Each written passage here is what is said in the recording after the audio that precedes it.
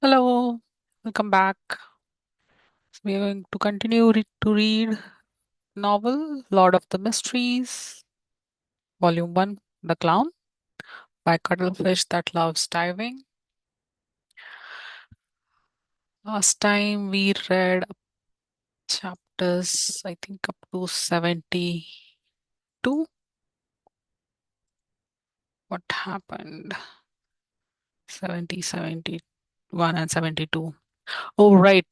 We got the artifact, 2049, and we found out it's related to Antigonus family's notebook, and we are trying to find uh, the descendant of Antigonus family, Ray Beaver. And then we were tracking. We found out the place, and then someone attacked. Okay, so let's continue with chapter 73, first battle. Under the illumination of the afternoon sun, Klein in his dust-coated clothes quickly twisted his revolver's barrel to remove his self-imposed safety. He went into a shooting stance, allowing the light to reflect from the brass body of the revolver. He held the revolver with one hand and moved his other arm, cautiously paying attention to anything that could happen around him. At the same time, he was a little worried for Captain Dunn and Mr. Eor Harson. After all, both were nightmare beyonders who specialized in influencing the enemy from the shadows. He did not know if they were adept at direct combat. Just as Klein was having these considerations, Eor Hassan slowed down, his expression becoming serene and peaceful. He opened his mouth and recited a peaceful poem, one that seemed to place a person into the night. When once the sun sinks in the west, and dewdrops pearl the evening's breast, almost as pale as moonbeams are, or its companionable star, the evening primrose opens anew its delicate blossom to the dew, and hermit light shunning the light. The recital reverberated around them. Client nearly lost his tense feeling and completely relaxed. He was lucky that he had experienced something similar before and was not facing Air Halson. Thus, he quickly collected himself and entered a half cogitative state to combat the influence of the poem. Phew.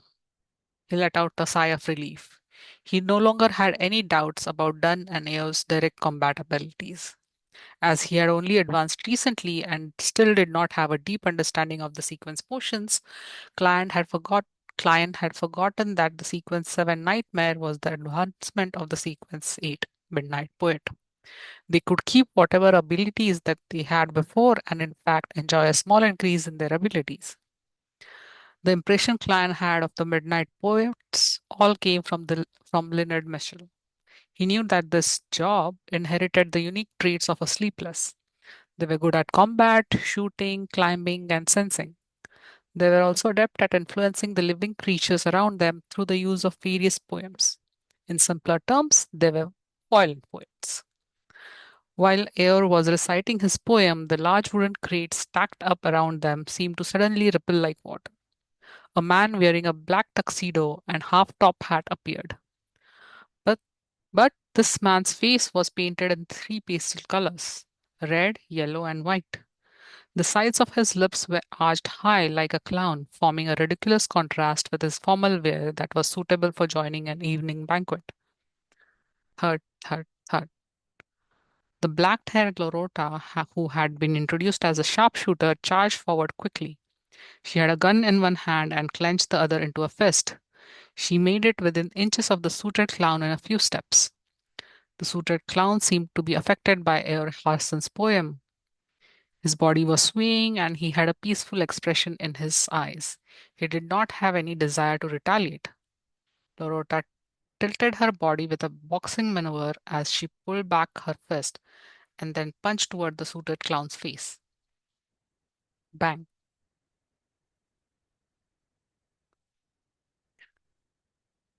The air crackled as the suited clown shattered suddenly like a mirror, pieces quickly evaporating into thin air. At this moment, the suited clown quickly appeared once again in the shadows of the wooden crates a few steps away. The suited clown's figure outline quickly appeared again. The person under the influence of the poem was only an illusion. It was a performance. The suited clown grinned again. It had a comical look as he pressed down on his half-top hat with one hand and pointed a finger gun with the other. Bang! The sound of a shot rang from his finger gun. Dorota fell to the left and rolled on the floor, dodging the attack. But nothing had happened except for a big gunshot. Bang, bang, bang. Dunn and Ayer each lifted their guns and fired steadily. The suited clown dodged adeptly, sometimes to the right and left, sometimes rolling on the ground. It was as if he was an acrobat act in a circus. Suddenly, Lorota surprisingly charged forward again. Despite being called a sharpshooter, she was still using her fists. Bam! The suited clown could not dodge the attack in time and could only lift his left arm, to block the fist. Seeing that the clown stopped, Dunn and Air did not hesitate to each other. Uh, Seeing that the clown stopped, Dunn and Air did not hesitate to each take aim and pull the trigger. At this moment, the arm that the suited clown used to block the Toyota's fist ignited with an orange-yellow flame. In an instant, the flame enveloped the suited clown and spread towards Lorota. Bang, bang. Dunn and Air fired their revolvers, hitting the ball of flame. The flames burned rapidly, and soon all that was left were black ashes floating in the sky. But the suited clown once again appeared behind the stack of wooden crates close by. He lifted his right hand and pointed a finger gun once again. Bang! Amidst the illusory gunshot, Lorota suddenly stopped in her tracks. She did not charge forward. Mud was splattering in front of her as a bullet appeared. The suited clown was no longer delivering an illusion with this strike. It was hard to discern real from fake, reality from illusion. Bang, bang, bang. The suited clown shot at Dunn and Air repeatedly while hiding away and appearing at random times. Upon seeing this, Loretta squinted and lifted the dull gold revolver in her left hand. Bang. So many bangs. The suited clown suddenly squatted down, avoiding the fatal shot. His half-top hat was sent flying backwards, falling into the ground. The bullet had left a visible scotch mark on the hat. After rolling a few times on the floor, the suited clown scaled the stacks of wooden crates with the agility of a monkey. He shot air bullets out of his finger gun from the high ground. Eorhazen took a few steps back and lowered his gun. He began his recital once again. Wastes its fair bloom upon the night, who blindfold to its fond caresses, know not, knows not the beauty it possesses. The suited clown jumped repeatedly between the crates. He suddenly raised his hand to scratch his ears and looked at Eork with a comical smile. Could he have stuffed his ears? The sequence portion that the secret order possesses sure are weird. Klein observed the fight from far away as he made silent guesses.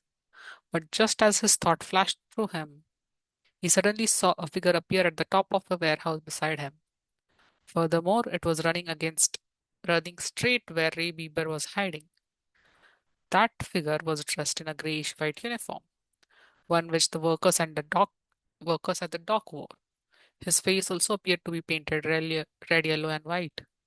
The suited clown is responsible for distracting the captain, and the rest while the other person retrieving the diary. Klein instinctively raised his right hand and shot at the figure on the roof. He had just taken aim when the figure suddenly squatted, switching from running to rolling to the ground. Bang. Klein did not stop pulling the trigger. He saw the figure suddenly pause, blood blooming in a spurt. The figure looked at him in shock. While bearing the pain, he continued charging into the warehouse. That felt like a lucky shot. Klein twitched his lips and pulled the trigger once again. This time, the bullet hit the wooden roof beside the figure. Leonard and Borgia also shot but did not hit the figure. Clan wanted to criticize how terrible their shooting skills were as compared to his when he suddenly stopped pulling the trigger. That's right. Why must we stop him? Didn't I divine that there was great danger in the warehouse just now? Wouldn't it be great if we let that guy be the vanguard and step on the landmine for us? Leonard at that Mr. Borgia must have had the same idea. With this thought, Klein lifted the barrel of his revolver and shot at the sky. Bang, bang, bang. Just as the gunshots rang, the figure managed to reach the innermost region of the warehouse unobstructed. He lunged downward, slamming into the roof as he fell down with a collapsing roof. Immediately following the commotion, the black-haired Lorota's eyes suddenly turned black. Her left hand began making strange pulling action. The suited clown's jumping action suddenly came to a pause as his ankle seemed to be grasped tightly by an invisible hand. Dunn did not shoot immediately, instead pointed his revolver downwards. He opened his mouth and by simply using his spirituality to resonate the air around him, he produced a strange, faint and ethereal voice without the use of his throat. Thus it blooms on the white night is by, when when day looks out with open eye. Bashed at the gaze it cannot shun, it faints and withers and is gone. The suited clown suddenly became limp as if he had lost the desire to live. Edward Hassan lifted his handgun and took aim, his finger pulling the trigger immediately. In that split second, there was an abnormal and tragic wail that came from the warehouse. The cry contained immense fear as though he had encountered an imaginably terrifying matter. The hair on Klein's body stood on end. The tragic cries came to a sudden stop as silence was restored in the deepest part of the warehouse. It was a skin crawling silence. Bang! Affected by the cry, Eeyore only managed to shoot the suited clown in the belly. Ha! Ha! Ha! The silence was once again broken from the deepest depths of the warehouse. What should have been soft panting sounded. It reached a crescendo that tightened everyone's nerves. Thump, thump, thump, thump, thump, thump. Inside the black chest, 2049 has reached a frenzied state. Footnote about the poem. It is adapted from John Clare's Evening Primrose. Chapter 74, Ray Bieber. Ha, ha, ha, thump, thump, thump. The loud panting and the intense knocking alternated first before they resonated together. It made Klein and company extremely nervous as though they were hearing some evil murmur. Taking advantage of the moment, Ayer, Dunn, and Lorota had their attention redirected, the suited clown suddenly pulled out a long piece of paper from his pocket. Ah! He threw it with his right hand as the slip of paper ignited into a black fiery whip. He then lashed it towards the side of his ankle.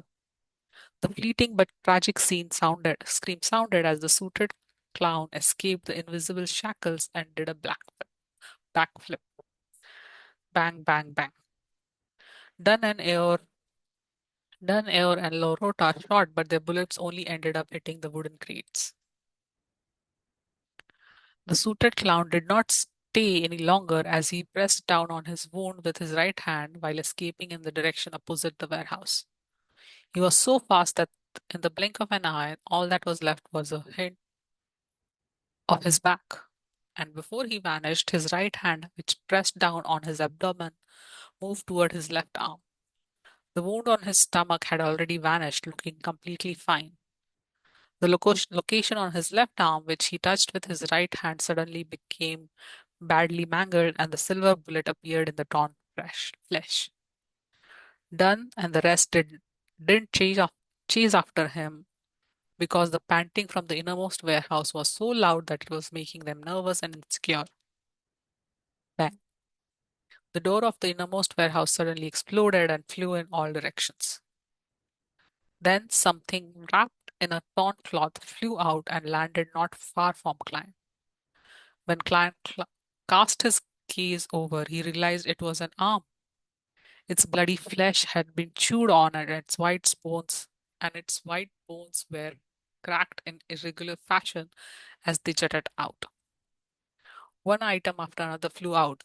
First, it was a spray of blood, followed by a dilated eye and an ear, which was ripped out brutally. Finally, half a beating heart and intestine filled the yellowish brown objects that came out. Hmm. If Klein had not seen more gruesome giant cadaver at Ray Bieber's place, he would probably have vomited there and then. His nerves were on the brink of a breakdown. After a great deal of effort to hold back his urge to shoot into the pitch black entrance, he ejected the empty shells from his revolvers and reloaded with new demon hunting bullets. Bang! Dunn drew close as he stably shot into the warehouse. However, his bullet was like a shot into the sea. There was no audible response. The loud panting sped up as grayish white colors filled the open door. With another two loud shots, Eorhazen and Borgia's bullets tore through the whiteness but failed to prevent the colors from spilling outwards. It did not leave any wounds or cause the liquid to seep out. Client held his breath and kept himself from shooting blindly. He watched as the whiteness slowly revealed a complete outline. It was a humanoid creature, more than 2 meters tall.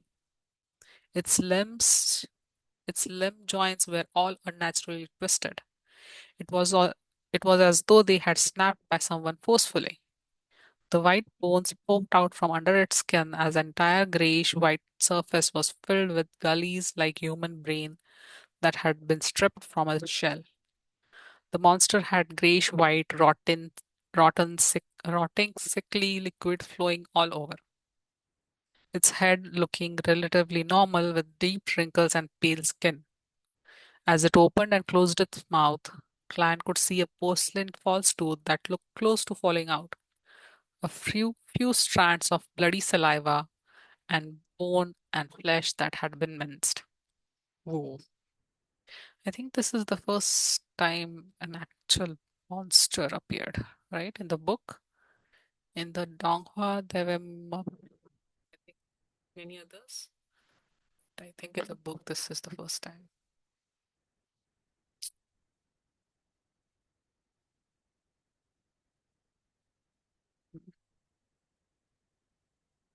Then it opened its mouth and let out a shrill cry that ordinary people were deaf to. Oh, I think I missed a page. Was Ray Bieber still fucking human? Klein drew a silent gasp as he felt his heart pound rapidly. Bang.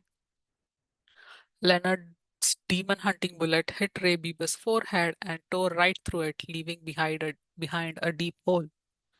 Grayish white liquid flowed out and dripped onto the ground. The liquid wriggled and turned into fat cream colored maggots. Oh. But the monster appeared completely unaffected. It was neither fast nor slow when it pounced on Borgia, who was closest to it. Its actual target appeared to be the black chest that contained the sealed artifact 2049. Loss of control of Beyonder powers. Dunn shouted in a deep voice.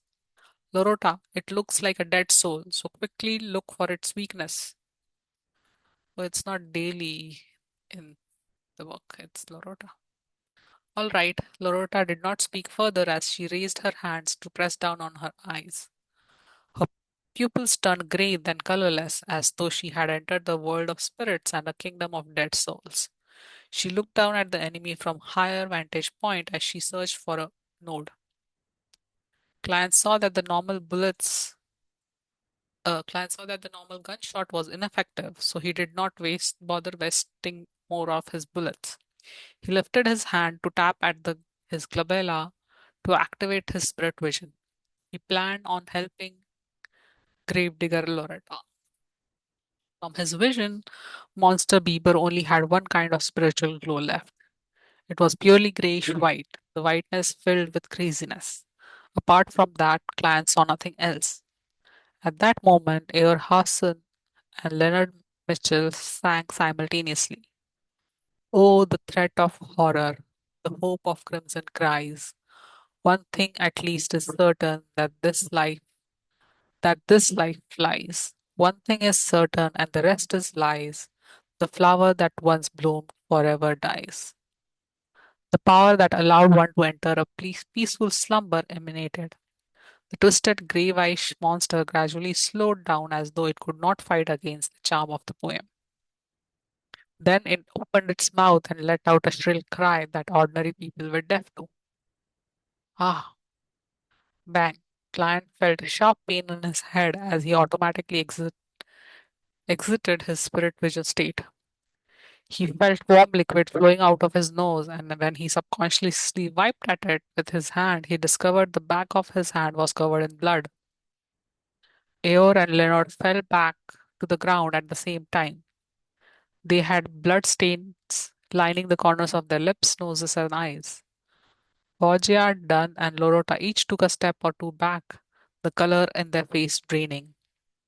That monster only screamed once, but it appeared to exceed what six beyonders could withstand. They instantly turned extremely weak. Bam! It closed in on Borgia and suddenly swung its twisted joint. Bang, bang, bang, bang. Borgia and Dunn shot twice each, but they didn't cause any damage to the monster beaver. A blow sent Borgia flying out as his long-barreled revolver fell to the ground. He tried to stand up a few times but failed to do so. The corner of Monster Beaver's mouth had stringy liquid oozing out as he leapt towards the black chest.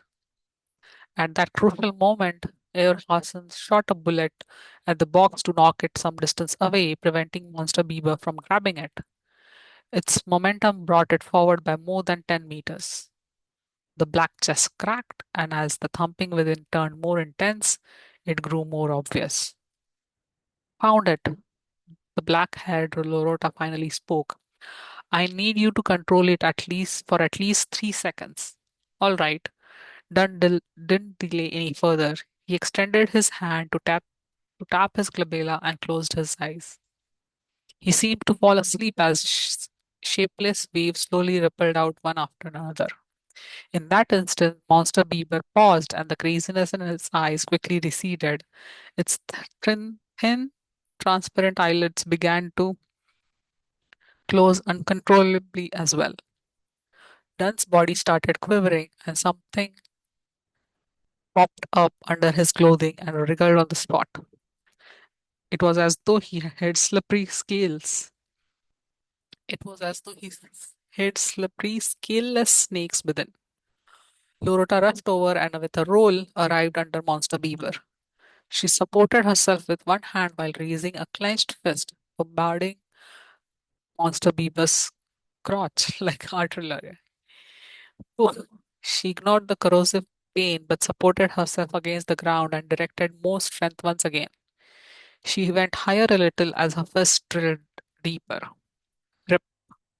Lorota pulled her forearm as she dragged out an intestine filled with brownish yellow bloodstains. In the intestine, there was an ancient notebook.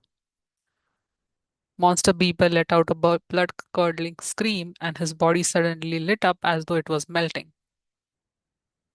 Get down. Just as Eor Hassan hurried shout ended, Client saw Monster Beaver suddenly swell up. Boom!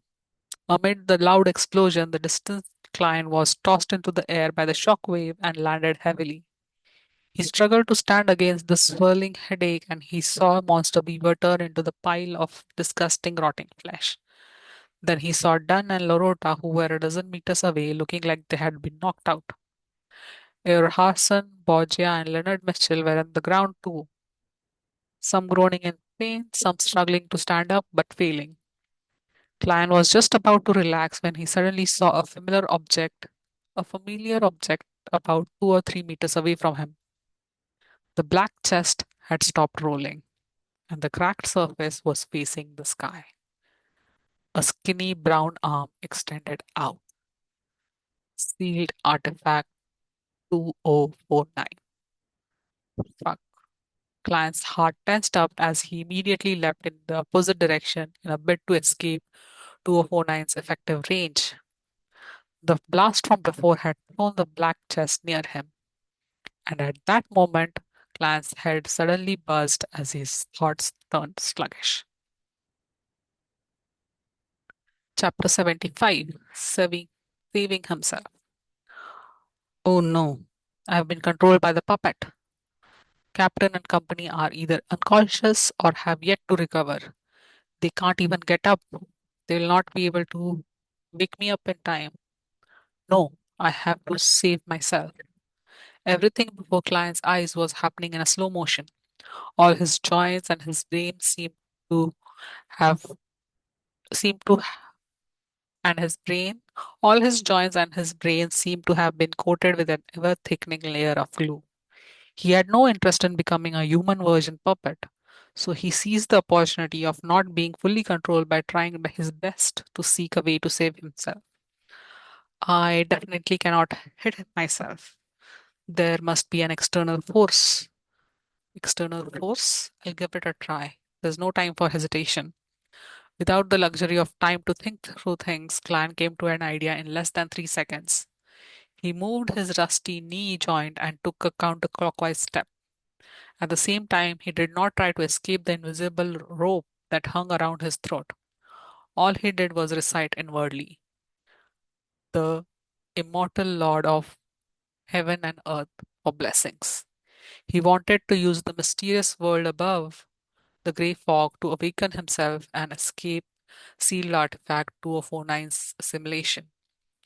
Creak, creak, creak. Client's knees and ankles let out an involved, ear-piercing sound. With a slow, contorted step, he took another step counterclockwise. From the Sky Lord of heaven and earth for blessings. Clan's thought turned increasingly sluggish as he felt as though he was a computer that had all sorts of bloatware and every antivirus software installed.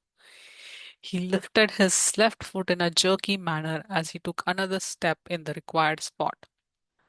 The exalted Thea, Thearch Client's thought processes turned more and more rigid and sluggish. He took the final step purely out of instinct. At that point, he knew he was almost fully under the puppet's control. Even if Earhasen could get up in time to save him, he would probably be unable to be awakened. But his strong desire to live made him chant the final line of the incantation, the celestial worthy. Just as he finished his incantation, the extremely chaotic and the hysterical shouts and murmurs sounded. He quickly took over every corner of clients. They quickly took over every corner of clients' sluggish thoughts, shattering them in the process and reducing them to thoughts he had no control over. Client's brain became a boiling pot of potpourri as his stiff body turned light when his spirituality lifted. Endless grayish white fog and the dark red stars of varying distances appeared once again before his eyes. It was a vast, mysterious, vague, and blurry. Client's confused mind quickly settled down as he finally regained his ability to think, only to see the magnificent palace. Phew, thankfully it worked, he whispered with a lingering fear. According to his previous observations, he knew that once someone fell under the control of sealed artifact 2049, it was equivalent to death. Normally, there was no medicine that could save the victim. Luckily, his luck enhancement ritual and the mysterious world above the grey fog was not considered normal at all. After pacing a few times, began considering the situation he was in. I just can't stay here the entire time, right? By the time Captain and company wakes up and gathers over, I won't be able to explain the situation. As things are right now, I only have the shell of my body, nothing more zombie-like than a zombie. But if I were to take the risk and return, there's no way to guarantee my safety. What if I get controlled by 2049 again? While suffering from his dilemma, Clan suddenly smacked himself in the forehead but and could not help but chuckle softly.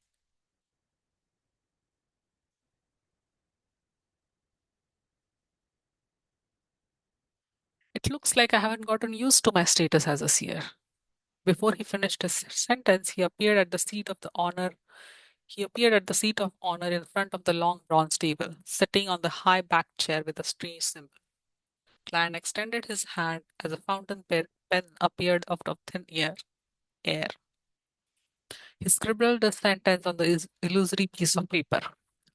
Returning to the real world is very safe. Immediately following that, Clan pulled out a projection of the spirit pendulum from his pocket.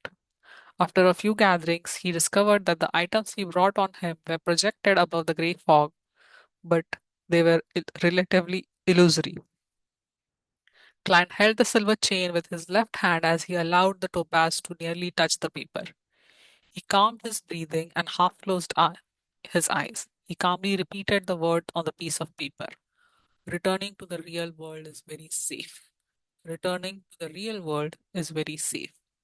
After repeating it 7 times, Klein completed the divination with spirit dowsing.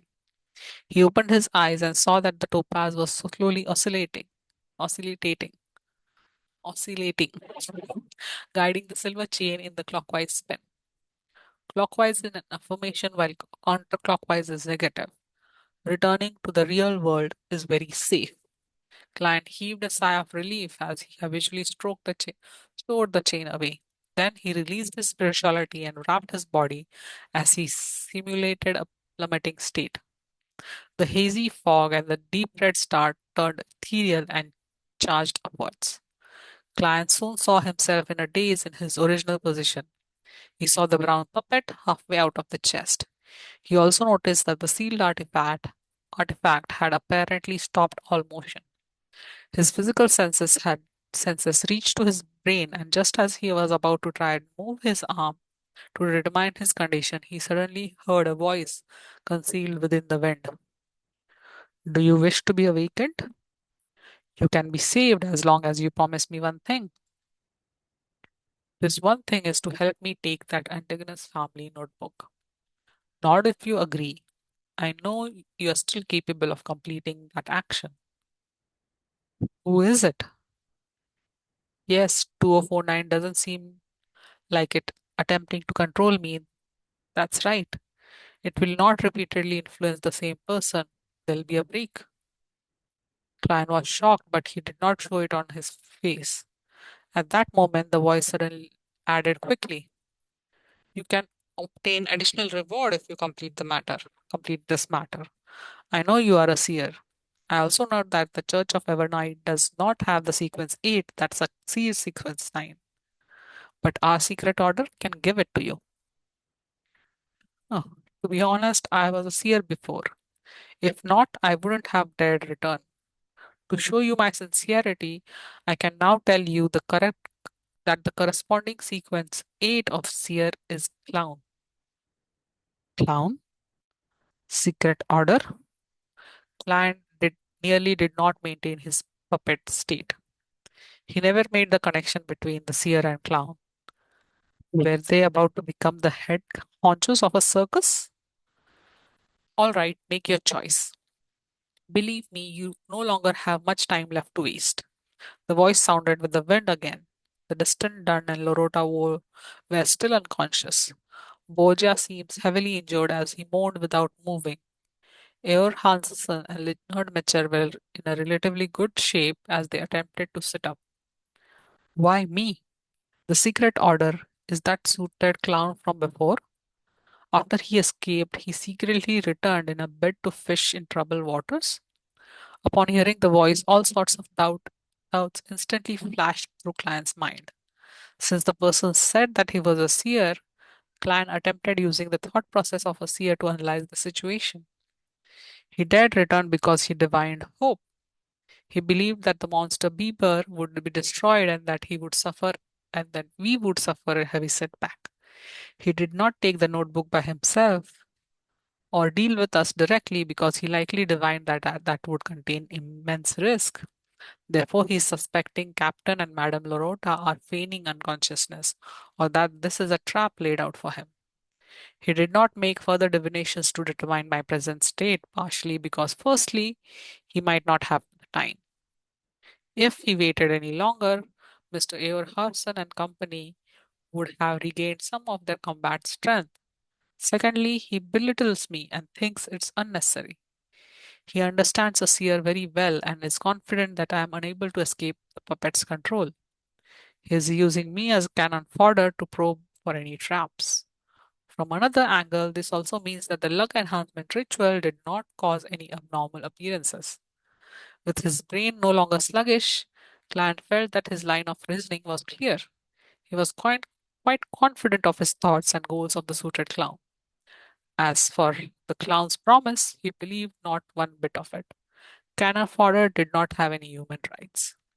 As the thoughts flashed through his head, Client controlled his neck and with difficulty and nodded. As he did this action, he confirmed that he had escaped the control of sealed artifact 2049. Just after he nodded, the transparent curtain stood 2 to 3 meters to his side. It revealed the suited clown who had his face painted with the clown's pastel colors. It was none other than the secret order member who had fled previously. At that moment, as Client had previously turned around in an attempt to leap out of 2049's effective range, his back was facing the black chest and the puppet. The suited clown was in front of him to his side. First, it was to stay away from the sealed artifact, and second, to avoid his revolver's barrel. It was clear that he was very careful. The suited clown pulled out a long paper slip from his pocket and shook it vigorously until it turned straight like a wooden pole. He held the wooden pole, and at the distance of 2 to 3 meters, he gave Klein's shoulders a prod in an attempt to wake him. This fellow knows 2049 very well. He knows that if the scent of an Antigonus family's descendant is present, the puppet would the puppet would go ballistic and control two at a time. He also knows that throwing a rock doesn't seem to be effective. At the very least, I have seen Captain and company attempt similar means. Although Client did not know why 2049 had stopped assimilating him again, he did not dare stay within 5 meters of it any longer. Therefore, he waited as he held his breath.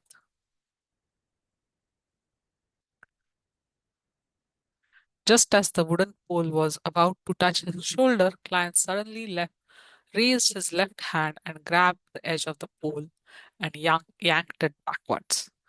The suited clown was caught by surprise as his body was pulled forward. He staggered a few steps forward as the gap between him and Client contracted once again. He was now less than 2 meters away. At the same time, the prepared client squeezed his right finger on the revolver trigger. Bang, bang. He shot twice but did not aim at the suited clown. Instead, he aimed behind him, shooting the side of the sealed artifact 2049.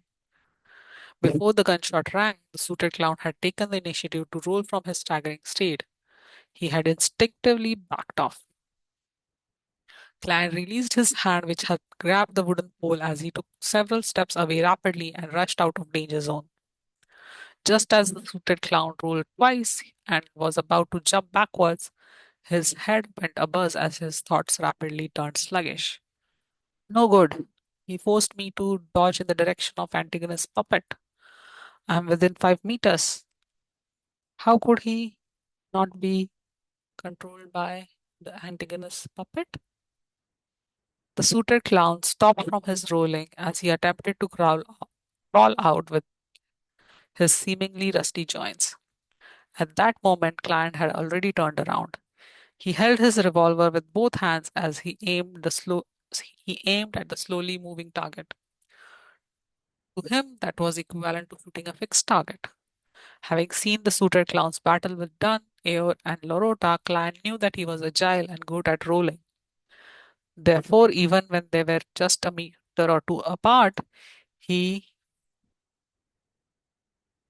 he had carefully given up shooting directly. Instead, he forced the clown to dodge to the kill zone he imagined, where sealed artifact 2049 was. If the puppet had been ineffective, the suited clown would have determined that he had fallen into a trap. He he would then escape by leaping backwards, not pose any significance threat. Bang. Reflected into the indescribable eyes of the suited clown, the black suited clown pulled the trigger calmly.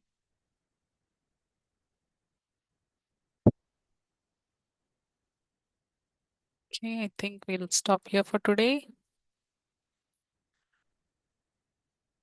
Thank you for listening. Have a nice day.